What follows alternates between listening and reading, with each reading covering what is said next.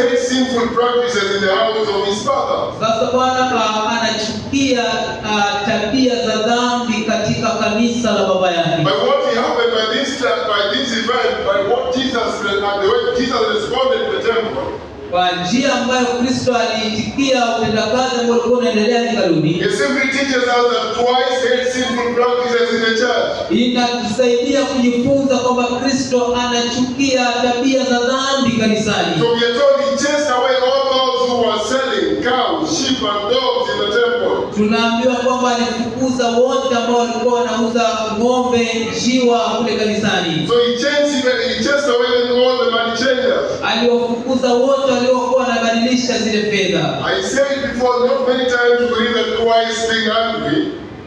Not many times we read that Christ was angry. Sio mara nyingi tunasoma kwamba Kristo alikasirika. So this shows us simply how Christ feels about the house of his father. Hii inatuonyesha jinsi Kristo anahusika sana na kanisa lake. So we are told here that he did this twice when he began his ministry. Tunaambiwa kwamba alifanya hii mara ya pili alipoanza huduma yake. And when he was also completing his ministry. Na pia vile alipokuwa akimaliza huduma So yake. he sanctified the temple, but the Jews kept on doing the same things they did first and twice chased them the second time. Alisafisha kanisa na Wayahudi wakaendelea kufanya vile, lakini hatimaye tena akaweza kuwafukuza tena. And therefore in these verses there are two important lessons that we need to learn.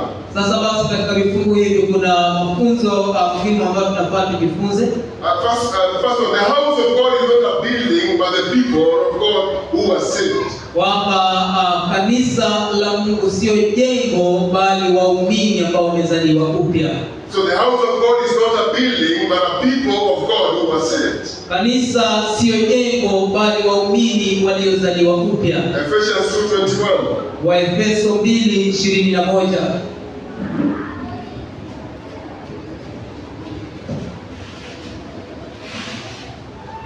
Ephesians 2:21.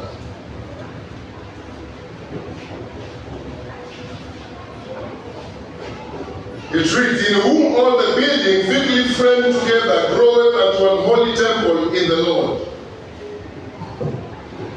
Ndani yake jengo lote limeshikamanishwa pamoja na kusimamishwa ili kuwa hekalu takatifu katika Bwana. So the house of God is not a building but the people of God who are saved. Kwamba kanisa la Bwana silo jengo bali waumini waliozaliwa upya. Therefore Christ hates worldly things in his kingdom. Sasa basi Kristo anachukia matendo ya kidunia. Christ hates those who confess to be saved but use the church as a place to make money. Kristo anawachukia wale ambao wanadai kuzaliwa upya na kutumia kanisa kujilimbikizia fedha. This annoys our Lord Christ. Hili linamchukiza Bwana wetu Kristo. And therefore we've got to love that which Christ loved and hate that which Christ Sasa hates. basi inatupelekea sisi kupenda kile Kristo anapenda na kuchukia If we are going to seek to please God and to live for his own glory. kama tutaweza kumpendeza Mungu na kuishi kwa ajili ya utukufu wake. Secondly, Pili, we learn how it's important to teach God's work faithfully. inatufundisha jinsi ya kulifunza neno la Mungu kiuaminifu. You notice in the passage of scripture that we read that Jesus said, this temple, he will destroy the temple and build up in 3 days. Unagundua kwamba katika usemi wetu tumesoma kwamba Kristo alisema atalibomoa kanisa na kulijenga baada ya siku 3. So John tells us that when he said that, even the disciples, his own disciples did not understand what he was saying. Na Yohana anatuambia kwamba kwa usemi ule hata wanafunzi wake wenyewe hawakuelewa kile alichokuwa akisema. Because he was speaking about his body and his rising from the dead. Maana alikuwa anazungumza kuhusu mwili wake na ufufuo wake toka mauti. So the disciples even did not understand. Na sasa wanafunzi pia hawakuweza kuelewa. So it took them 3 years for them to understand this statement that Christ meant. Iliwachukua miaka 3 kuelewa kile Kristo alipokuwa akisema. So it took them 3 years after Christ rose from the dead is when they remembered and understood. Iliwachukua miaka 3 baada ya ufufuo wa Yesu Kristo kuamua mambo yale aliyosema. So 3 years these things were in their hearts of the disciples. Kwa miaka 3 mambo haya yalikuwa ndani ya mioyo ya wanafunzi. They were like seeds under the ground without bearing fruit. They were like seeds under the ground without bearing fruit. Walikuwa kama mbegu chini ya mchanga pasipo matunda. So the word of Christ was in them, but it wasn't bearing fruit. Kwamba neno la Mungu lilikuwa ndani yao lakini lilikuwa halizai matunda. So for them to understand the statement of Christ that destroy this temple and then in 3 days raise it up again. Wao kufahamu kwamba Mungu Kristo atalivunja hekalu na kulinua baada ya siku 3. So when they heard about the resurrection of Christ, waliposikia kuhusu ufufuo wa Yesu Kristo, that was when the seed sprouted, the seed grew. Hapo ndipo mbegu ilipochipuka, mbegu ilipokuwa, and it bore fruit. Nayo ikazaa matunda. We are told they understood these teachings completely. Tunaambiwa kwamba walingamua, walifahamu mambo haya vikamilifu. So this is an encouragement for those of us who teach and preach God's word. Basi hii ni himizo na kutia moyo kwa wale ambao wanalifunza neno la Mungu. There are times when the word is taught and it seems as though it doesn't bear any fruit. Kuna wakati ambapo kunakuwa na ufunzi wa neno na mara nyingine na kaka na kwamba imepita. And you may think that if the word has not taken work, it has not worked in the hands of the people. Na unaweza kudhani kwamba neno halijafanya kazi inavyostahili katika mioyo ya wanadamu. Sometimes this may happen, especially when we teach children. Na hii mara nyingi inaweza kufanyika wakati mwingi tunapofunza watoto. We must always remember the word of God is like a seed. Na mara nyingi lazima tukumbuke kwamba neno la Mungu ni kama mbegu. Planted, and it's not a must that the preacher sees the fruit immediately. Na inapandwa na si lazima kwamba mhubiri aweze kuona matunda haraka. And he may wait for a long time before he sees the fruit. Inaweza kuchukua muda kabla ya matunda. Because we are told that the disciples understood what Jesus meant after 3 years. Maana tunaambiwa kwamba wanafunzi walifahamu mambo haya baada ya miaka 3. When he rose from the dead. Baada ya ufufuo. After the resurrection is when the fruit now grew. Baada ya ufufuo ndipo matunda yaliweza kuonekana. That is when the fruit bore fruit and the seeds bore fruit. Ndipo mbegu ilizaa matunda. And therefore as preachers and teachers of God's word, we must remain to be patient and faithful. Na sasa kama wahubiri na wakufunzi wa neno la Mungu lazima wabakie kuwa waaminifu. So brother, you keep on preaching, you keep on serving God faithfully. Sasa basi ndugu mhubiri, endelea kufundisha, endelea kuwa mwaminifu. Those of us who are parents and teach their children every day must remain to be patient. Wale ambao ni wazazi na wanafunza watoto wao lazima wabakie kuwa wavumilivu. Oftentimes a preacher will come to mind, or maybe that which you heard many years ago will come to mind after very many years. Mara nyingi ujumbe utakuja akilini ambao ulisikia muda mrefu sana kule nyuma. And then we must always keep on preaching God's word and teaching the people of God God's word, because in due time it shall bear fruit. Maana sasa basi lazima tuendelee kulifunza neno la Mungu, maana punde litaweza kuzaa matunda. We are told in Galatians that not prayer in well doing, for in due season you shall reap. Tunaambiwa katika Galatia kwamba tusivivie kwa kutenda mema, maana muda kitambo tutaweza kuvuna. So sometimes we preach, we teach God's words, you may not see the fruit immediately. Kwamba mara nyingine unafundisha neno la Mungu lakini huoni matunda inavyotokea haraka. The preachers and teachers of the gospel who will serve God faithfully and patiently, and even the fruit may come even after their death. Kuna watu ambao wanafunza neno la Mungu na kufundisha kwa uaminifu, lakini wakati mwingine hata mazao yanatokea baada ya mauti yao. And then this should be an encouragement for all those of us who teach and preach God's word. Sasa hii inafaa ikuwe ni ya kuatia moyo wale wakufunzi wa neno la Mungu. As long as you preach the gospel, you preach the truth of the word of God. Mradi tu unalifunza na kufundisha neno la Mungu. Because your work is not to make the fruit grow, your work is simply to tell, speak out, you plant the seeds. Maana jukumu lako sio kufanya mbegu ikue, jukumu lako ni kuipanda ile mbegu. Praise the Lord. Bwana asifiwe. As you go and you keep on doing and serving God faithfully, patiently waiting for the fruit to sprout in due season. Kwamba unaendelea kumtumikia Bwana kwa uaminifu, kwa uvumilivu, kusubiri mbegu kutukia. So as parents, we need to keep on teaching our children, and even other Christians need to keep on planting the seed of God's word. Mama wazazi nafaa tuendelee kujifunza neno la Mungu watoto wetu, na Wakristo wengine kuambia watu wengine habari njema. So this should be an encouragement to us. You know, the disciples came to understand the statement of Christ after 3 years during the resurrection. Kwamba hii inafaa itie moyo, maana wanafunzi wa Yesu Kristo wenyewe waling'amua mambo haya baada ya miaka 3 baada ya kufufuka kwa Kristo Yesu. That is when that word bore fruit and it was visible, it was acknowledged.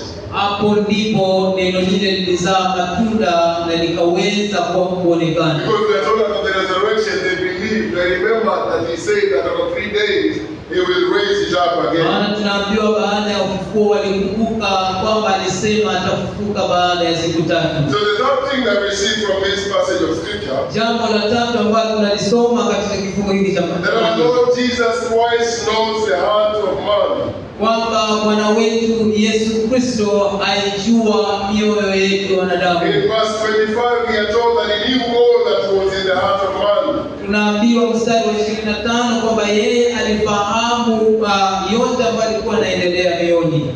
It's obvious by this time there were 2 groups of people. Kwamba ni wazi kwamba kufikia sasa kulikuwa na vikundi viwili vya watu. People who were following Jesus Christ. Kulikuwa na vikundi vya watu walikuwa na mwandama Kristo. Those he called, there were those that were called by him personally. Kuna wale ambao waliitwa kibinafsi pamoja naye. There were those who responded to the effectual call of Christ. Kuna wale ambao waliitikia mwito usiozuilika wa Kristo. These are the likes of Simon, Andrew, John, and Philip. Hao ndio Filipo, Simoni, Petro, Yohana. Nathaniel, they were called by Christ to follow him. Wale ambao waliitwa pamoja na Kristo kumfuata. So there were 2 groups of people who were following Christ. Kuna vikundi viwili vya watu vilivyokuwa vikimfuata. So in every gathering, in every assembly, that will be there always 2 groups of people. Basi katika kila kusanyiko, katika kila kundi kuna watu wawili. There are those who are called into the fellowship of God's people. Kuna wale ambao wameitwa katika ushirika wa watu wa Mungu. There are those who have been made living stones, who have used, who are stones building up the temple of God. Kuna wale ambao wanatumika kama mawe kujenga kanisa la Kristo. So in every one gathering, there are always 2 groups of people. Sasa katika kusanyiko la watu kuna vikundi viwili. Those who are called by God. Wale ambao wamesikia mwito wa Mungu. Those who are truly born again, those who are truly saved. Wale ambao wamezaliwa upya, wameokoka vikweli. Those who have put their faith in the Lord Jesus Wale Christ. ambao wameweka sadikio lao ndani ya Kristo Yesu. But there are also those who are following Christ according to our text because they saw the miracles. Lakini kuna wale ambao pia wanafuata Kristo kwa sababu ya miujiza. And this is what we are told in verse number 23. Ndiposa tunaambiwa mstari wa They 23. saw the miracles he did and they believed in him. Na tunaambiwa kwamba waliona ishara alizozifanya na kuamini ndani yake. So the reason for their faith was because of the miracles that they saw. Kwamba sababu ya imani yao ilikuwa ni ishara walizoziona. Maybe the miracles astonished them. Labda miujiza iliwashangaza. Maybe they were so surprised in what Christ was doing. Labda walipigwa na kutwaa kwa sababu ya miujiza ya As they Kristo. began following Christ simply because of the happenings of the day. Na wakaanza kumfuata Kristo kwa sababu ya utendakazi wa siku. But we are told in verse number 25 that Christ knows what is in the heart of man. Lakini tunaambiwa mstari wa 25 kwamba Kristo anajua kile kinachoendelea. They were surprised with the miracles, and maybe that is the reason why they followed him. Labda walishangazwa na miujiza ile ambayo Kristo alikuwa Maybe akifanya. after seeing the miracle, they thought maybe this could be the Savior. Labda baada ya kuona miujiza walidhani kwamba huyu anaweza kuwa ndiye Mwokozi. But at this time, they were not yet his disciples. Lakini katika wakati huu hawakuwa wanafunzi wake. They were not following him genuinely. Walikuwa hawamfuati kindani. They were surprised with the miracle. Walishangazwa na miujiza. Where are you? Uko wapi? In which group are you in? Wewe huu katika kikundi kipi? Are you simply surprised of the miracles of Christ? Je, umeshangazwa na miujiza ya Are Kristo? you just following because people are following? Je, wewe unafuata kwa sababu kuna wale wametangulia kulia. You know, the human nature is very interesting. Inashangaza, asilia yetu ni ya kushangaza You sana. know, you may walk around and find a crowd of people who are gathering, maybe some event has happened. Unawezekana unatembea na ukakumbana na tukio ambalo limefanyika. And so you find someone standing right there staring at, he's among the crowd. Na unapata mtu yuko pale, basi anaangalia kwa pamoja na wale watu. Maybe wanting to know what goes on, and then you ask them, hey brother, what's happening here? Labda anataka kuelewa kile kinaendelea, na anamuuliza, ndugu, kuna nini hapa? I don't know, I'm just here. So why are you standing?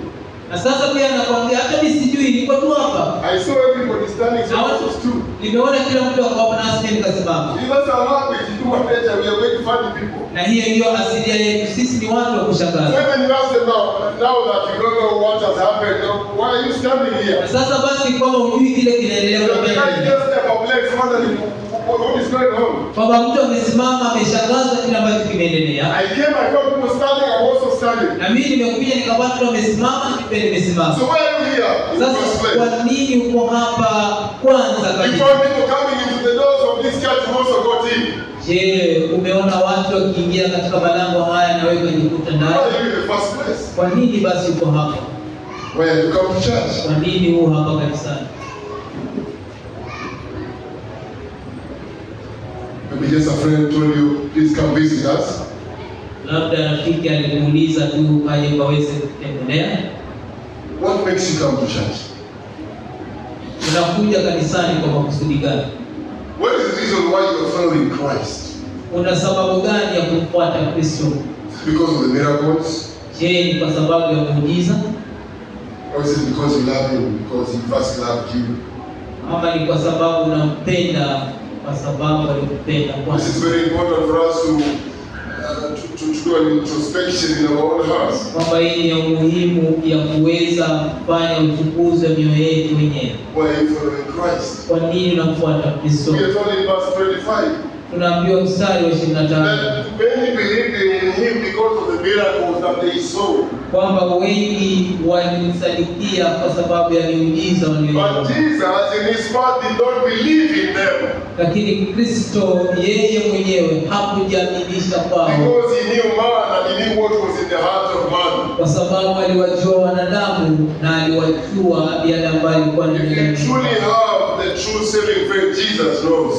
Kama wewe unayo imani ya kweli, yakini Kristo If aijua. you are a Christian, Jesus knows you are a Kama Christian. wewe ni Kristo, Yesu anajua kwamba He knows your heart. anajua moyo wako. You cannot hide from him. Hauwezi kujificha. You may hide from the pastor. Unaweza kuficha You may mchungaji, hide from the other fellow members. unaweza kuficha wapendwa You may wenzako, pretend long enough that you follow Christ, that you love Christ. unaweza kudai kwamba unampenda Kristo na But the unamfuata. truth of the matter is that Christ knows our hearts. Lakini ukweli ya mambo ni kwamba Kristo aijua mioyo Why are you yetu. serving the way you are serving? Kwa nini utumishi wako upo jinsi ulivyo? We notice from the passage that Christ was angry with what was going on in the temple, in the service of the Lord. Tulizingatia katika kifungu kwamba Kristo alikasirishwa na yale ambayo yalikuwa yakiendelea hekaluni. If you are to ask the members, the money changers who were in the temple at the time,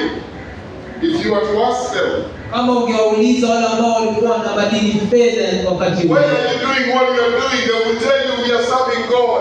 wangekuambia kwamba tunamtumikia Bwana kwa kazi hii tunayoifanya. Did you know even Paul, the great apostle, when he was with Damascus, he was thinking in his mind he was serving Christ. Je, unajua hata yule mkuu Paulo alipokuwa akienda Dameski alikuwa anajua kwamba anaifanya kazi ya Kristo? What he knew in the back of his mind that I'm going to destroy the works of Satan. Ila alikuwa anajua katika moyo wake ni kwamba anaenda kuiharibu kazi ya shetani. But he didn't know that he was persecuting the work of God. He was destroying the work of the church of Jesus Christ. Lakini alikuwa hajui kwamba analiharibu kanisa la Kristo Yesu. He was attempting to destroy the church of Christ. Yeye alikuwa anajaribu kuliharibu kanisa la Kristo. But on his way he met the Lord of Lords and the King of Kings. Lakini kwa njia yake akapata Bwana wa mabwana, mfalme. You notice when he finally passed out in voice, who are you, Lord? Naona kwamba anapouliza wewe ni nani Bwana? Because he acknowledged the power that he experienced was above, beyond him. Maana alifahamu kwamba ule uweza uliomshukia ulikuwa uzito He zaidi. was very zealous. kwamba alikuwa na azma. He was very serious in what he was doing. He was going to serve. In his own thinking, he thought he was going to destroy the works of Satan. Alikuwa na azma, alipokuwa akienda, alikuwa anajua kwamba anaenda kuharibu kazi ya shetani. Because of the time the disciples had many labelings. They were the sect of the Nazarene. Maana nyakati zile Wakristo walikuwa na wajua kitu tofauti na wale walikuwa wanajulikana kama Nazareti. Some of them were called the people of the way. Wengine waliitwa watu wa njia ile. So why are you here? Kwa nini basi wewe uko hapa? And this should work to us as a warning. Kwamba hili linafaa lifanye kazi kwetu kama They onyo. believed in Jesus, but Jesus did not believe in them. Wao walimwamini Kristo, lakini Kristo hakujiaminisha I kwao. want to ask you two questions. Nikuulize maswali mawili. Do you believe in Jesus? Je, wewe unaamini ndani ya Kristo Yesu? Everybody will answer yes, the positive. Kila mtu atajibu ni sawa, ni kweli. But does Jesus believe in you? Je, Kristo naamini ndani yako? You cannot fool him. Hauwezi kumdanganya. I say you cannot fool our God. Hauwezi kumdanganya The Mungu. Bible says everyone who names the name of the Lord should depart from iniquity. Biblia inasema kila mtu alitajalo neno la Bwana lazima akimbie uovu. You come to church year in, year out, but you still live a lifestyle of sin. Waja kanisani miaka nenda miaka rudi, lakini maisha yako ni yale ya dhambi. You claim you believe in Jesus, but does Jesus believe in you? Unadai kwamba wewe unamwamini Kristo. Je, Kristo amejiaminisha na You wewe? can't fool our Father. You can't fool him. Hauwezi kumdanganya. Because we are told he knows man and he knows what is in man. Maana tunaambiwa kwamba anajua mwanadamu na anajua kilichoko ndani yake. Why are you doing what you are doing? Unafanya ufanyavyo kwa nini? Did you know that Jesus knows the reason why you're doing what you're doing? Je, unajua kwamba Kristo anafahamu kile ambacho unafanya? John 8:31, let's turn there. Yohana mlango wa 8 mstari wa 31.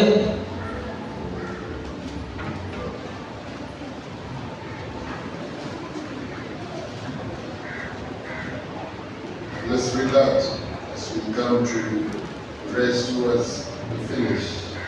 Tusome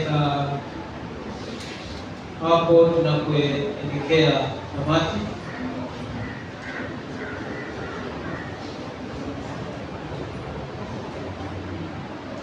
John 8:31.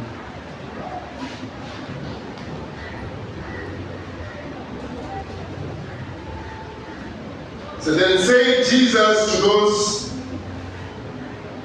Jews which believed on him, if you continue in my word, then are you my disciples indeed. Kisha Yesu akawaambia wale Wayahudi waliomwamini, kama mkidumu katika maneno yangu, tutakuwa wanafunzi wangu kweli kweli. If you continue in my word, then are you my disciples indeed.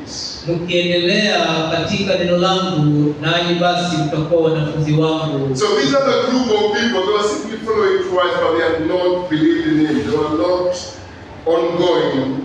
They did not have true saving faith. Kikundi hiki chengine kilikuwa kinamfuata tu Kristo, lakini hakikuwa na imani ya kweli. They had not repented of their sins and their hearts were not changed. Wao walikuwa hawajatubia dhambi zao, mioyo yao ilikuwa bado haijabadilishwa. Though they enjoyed seeing the miracles, Japokuwa walifurahia miujiza, they were like the seeds which fell on the rocks and grew very fast. wao ni kama mbegu iliyoanguka katika mawe na ikakuwa kwa haraka sana. They had no roots, and when trials and testing came, they left the faith of Christ. Haikuwa na mizizi, na baada ya shida ilipokuja ikaweza kunyauka. You find that in Matthew 13, Hiyo inapatikana katika Mathayo mlango the parable of the sower. semo ule mpanzi. So Christ saw all this, but his true disciples did not see. kwamba Kristo aliona haya lakini wanafunzi wake hawakuweza kuona. Therefore, these are very important lessons for us to learn as Bible teachers and as a church of Jesus Christ. Kama mafunzo haya ni muhimu kama kufunza Biblia na vile vile wanafunzi ama kanisa. And you notice that all that happened when Christ was here on earth still happens even today. Na utagundua kwamba yale ambayo yalikuwa yakitendeka nyakati za Kristo bado yanatendeka hata leo. There are those who believe in Christ. There are those who follow him, expecting to receive something from him. Na wale ambao wanamtumai wanamsadiki Kristo, na kuna wale ambao wanamfuata kwa matarajio ya kupokea kitu. Even there are all those who also call themselves pastors and bishops who follow Christ thinking they will receive success. Na kuna wale ambao ni wachungaji, wale ambao wanafuata Kristo wakitarajia kwamba waweze kupata ufanisi. Therefore, they need to be afraid when they consider these verses that Christ knows our hearts. Sasa basi wanafaa waone haya, wanafaa waaidike wanaposoma vifungu hivi kwamba Kristo anaijua mioyo yao. You can lie to men, but you cannot lie to God. Hauwezi kumdanganya Mungu, unaweza kudanganya wanadamu. They can cover themselves to deceive people, but they cannot deceive God. Wanaweza kuwadanganya wanadamu, lakini hawawezi kumdanganya Mungu. Because God sees our hearts. Maana Mungu anaifahamu, anaijua mioyo yetu. People like this, God tells them in Revelation 3:1. Watu kama hawa Mungu anawaambia katika Ufunuo 3:1, the Bible reads, "And unto the angel of the church in Sardis write, these things say he that hath the seven spirits of God, and the seven stars, I know thy works, that thou hast a name, that thou livest, and art dead. You have a name that you are alive, but thou art dead." Unalo jina kwamba uko hai lakini wewe umekufa. So we are told he that hath the seven spirits of God and the seven stars, I know your works. This is God's spirit. I know your works. Na huyu ndiye Mungu anayezungumza kwamba anajua kazi yako. We need to remember hypocrisy is one of the dangerous sins in the New Testament. Tunafaa tukumbuke kwamba unafiki ndio dhambi hatari zaidi. When Christ was here on earth, he spoke of sin and again he spoke against it. I spoke of this sin and against it. Na Kristo alipokuwa hapa alizungumza kuhusu dhambi hii ya unafiki. And one of his longest preaching was against the sin of hypocrisy. Na mojawapo ya mafundisho yake marefu sana ilikuwa inazungumza kuhusu dhambi hii. Let's start Matthew chapter 23. Uzingatie Mathayo 23. Yes, when you read the throughout Matthew 23, it speaks about against hypocrisy. Na sasa basi unapozingatia mlango wa 23 na kusoma unaongea kuhusu unafiki. So let's remember these things and be afraid. Sasa basi wacha tukayakumbuke haya na tuweze kuwa na hofu. You cannot play games with God and cannot pretend in the eyes of God. Hauwezi kucheza michezo na Mungu, hauwezi kudanganya mbele za Bwana. You cannot lie to God because God hates liars. Hauwezi kudanganya Mungu maana Mungu anawachukia waongo. So which group are you in as we come to a close? Sasa basi ni kikundi kipi ambacho upo tunapoelekea tamati? Are you just following Christ simply because of the miracles you are surprised with the miracles? Je, unamfuata Kristo kwa sababu ulishangazwa na utendakazi wa miujiza? Are you following him simply because you saw your sins, that you are a sinner, if you are to die in your sins, heaven will not be your home? Je, unamfuata Kristo kwa sababu uliziona dhambi zako na unajua kwamba ukifa katika dhambi zako hauwezi kuingia mbinguni? You acknowledge that it was your sin that crucified the Son, the Lord of glory, on the Calvary's cross. Unaelewa na kufahamu kwamba ni dhambi zako ambazo zilimfanya Kristo kusulubiwa pale Kalvari. Why are you following him? Kwa nini basi unamfuata Which Kristo? group are you in? Ni wa kundi lipi ewe? Do you believe believe in him and he also believes in you? Je, unamwamini Kristo, Kristo anajiaminisha kwako? Oh, you believe in him but he doesn't believe in you. Ama unamwamini wewe lakini yeye hajajiaminisha kwako? Because he knows your heart. Maana yeye anaujua. Bible says it is appointed unto men once to die and on death judgment. Biblia inasema imeamriwa mtu kuishi mara moja na baada ya kufa mauti. Baada ya kufa hukumu. Where will you go? Utaenda wapi? Some of you are here listening to the voice, the sound of my voice. You know that if you die today, you will not go to heaven. Wengine wetu wako hapa kwa usikivu wa sauti hii, unajua ya kwamba hata ukifa leo hauwezi kuingia mbinguni. You know it yourself. Unajua mwenyewe. Because you know that you are not a Christian. Maana unajua kwamba wewe si Kristo. You have a name that you are alive but you are dead. Una jina kana kwamba uko hai lakini wewe ni. But you can call upon him this morning. Lakini sasa unaweza kumwitia Kristo. There is still hope for you. Kuna tumaini bado kwako wewe. If your chest, if your heart is still beating and pumping blood, kama moyo wako bado una msukumo wa damu, you can call upon him. Unaweza kumwitia yeye. The Bible says whoever calls upon him, whoever comes to him, he will not drive him away.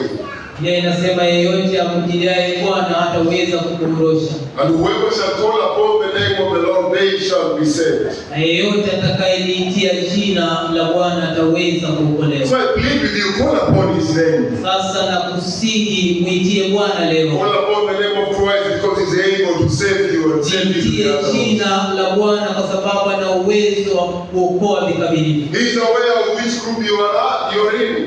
Haijalishi kikundi. He is aware. He knows what group you belong to. Anaelewa ni kikundi kipi ambacho wewe upo. Christ knows that you are just pretending. Kristo anajua kwamba wewe unadanganya. Maybe you spotted a lady in this church and you are a wrong lady, and that's why you joined in our church. Labda umeangabiwa na mwanamke na msichana katika kanisa hili, ndio sababu basi Maybe you spotted a man and you began coming to this church simply because you spotted someone. Labda unaona mwanamume hapa kanisani, ndio sababu basi unakuja hapa kanisani. Which group are you in? Je, wewe ni wa kundi lipi?